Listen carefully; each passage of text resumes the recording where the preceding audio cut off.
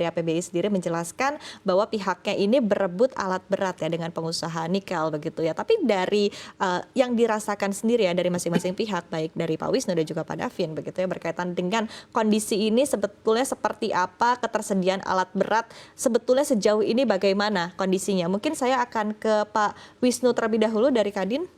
Oke, terima kasih Mbak.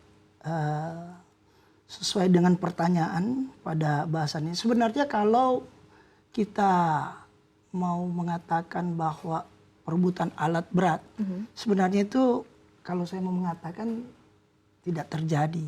Oke. Tidak terjadi. Karena kenapa? Gini, khusus untuk minerba, mineral dan batu bara, untuk equipment alat berat ini sebenarnya kalau tahun sekarang ini sudah mulai masuk brand-brand lain yang sebagai komparasi yang juga sudah secara after sales dan kualitasnya itu sudah tidak tertinggal lah dengan produk-produk brand.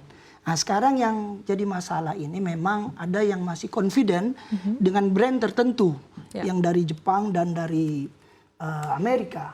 Oleh karena itu ini kan kalau berbicara populasi alat berat dari masing-masing tipe dan unit itu, ini kan kalau nyarinya bukan cuma nyari di Indonesia.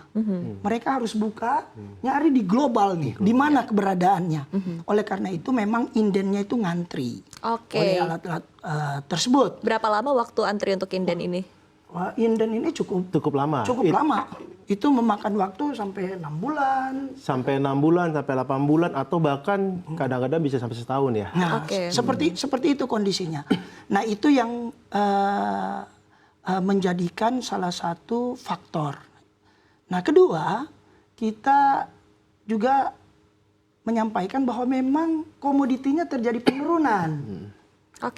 Terjadi penurunan tentunya dari price. Seperti batu bara. Nah, tentunya juga pengusaha ini kan punya strategi seperti apa. Ya kan, tentu kalau berbicara terjadi penurunan, makanya saya lihat tadi produksi itu menurun.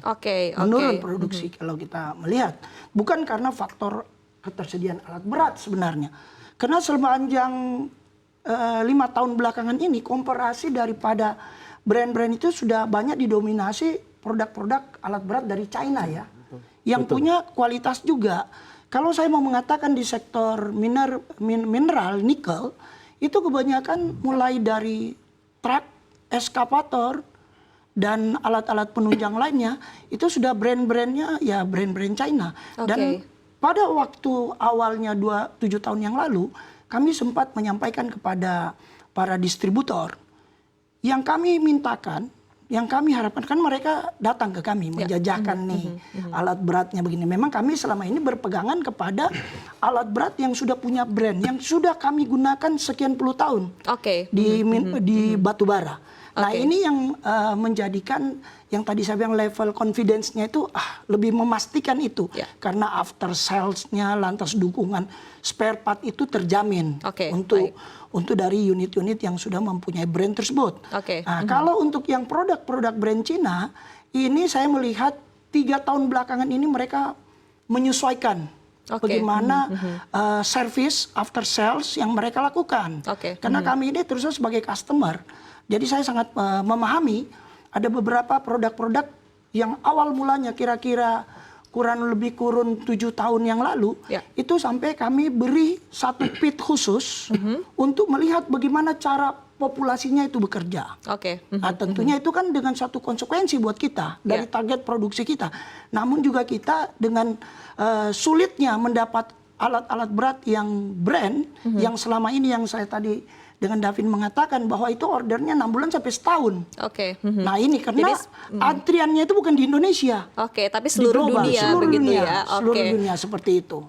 Baik. Tapi tadi artinya memang ada antrian, ada inden yang cukup lama tadi kurang lebih 6 bulan, tapi ini untuk brand-brand tertentu saja begitu ya. Nah,